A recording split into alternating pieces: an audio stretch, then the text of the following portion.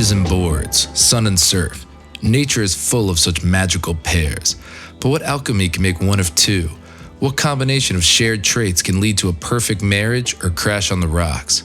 More to the point, what does a board need to ride in Bali? The answer to our question starts here, at the McTavish factory, in beautiful Byron Bay, where things begin as usual. A carefully brewed breakfast beverage for two surfing legends. But today, a surprise comes in with a morning sea breeze. This is our friend Chris. He's flown over from the Drifter surf shop in Bali to sample the wares and determine which boards would be a good fit for their discerning clientele. I suppose it's time we properly introduce our characters.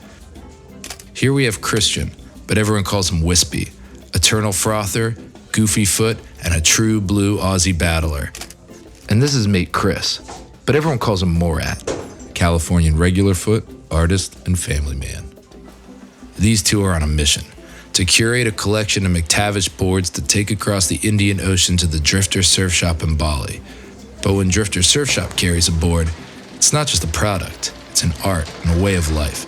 And to understand the art, you should understand the artists. The McTavish name has been tied to surfing since the 1960s, and today they continue to make high-quality, handcrafted surfboards, all under one roof by a team of expert craftspeople. There are many characters that keep the cogs in the McTavish machine running, but none bigger than the namesake, the sculptor of surf and baron of break himself, Bob McTavish. Bob only dwells on serious topics. So it gets smaller and smaller and thicker and thicker and thicker. He's like, you go, oh, there's boof there. You can smell fish. Wispy's board. Yeah. what do you got? Bob's been shaping for 60 years, but even as an octogenarian, the McTavish personality of play, fun, and innovation hasn't dimmed a watt. He works with his son Ben, who shapes right next door in the adjacent shaping room. It's a meticulous art of sculpture and architecture. But boards aren't made to hang on a shelf. They're born to find the perfect line and slice through the sea. So to see which of the bounty of boards fits the Drifter surf shop, our two heroes hit the waves.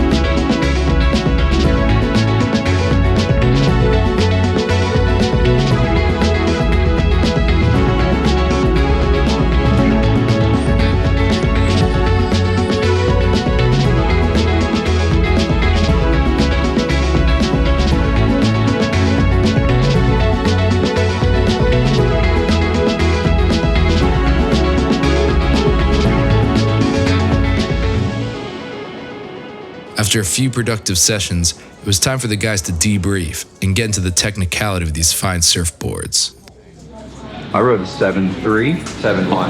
7-1. That feels more bigger, open facing. We just, oh, this one looks insane. Yeah, look at that bottom. That thing was so fun. Great shape. We put the wheel on through the tail. We had a what brain going through. Concave, V, what? We had a channel. Oh, yeah, the channel through it. Okay. We had a channel through it. We took the channel out. Yeah. But yeah. Good chat, boys. He's like, I'm kind of like the new pope of surfing, is what he was. Like, oh my God, bro. Oh, wave goddess, bring us some waves, please. Make it happen. Please. Good,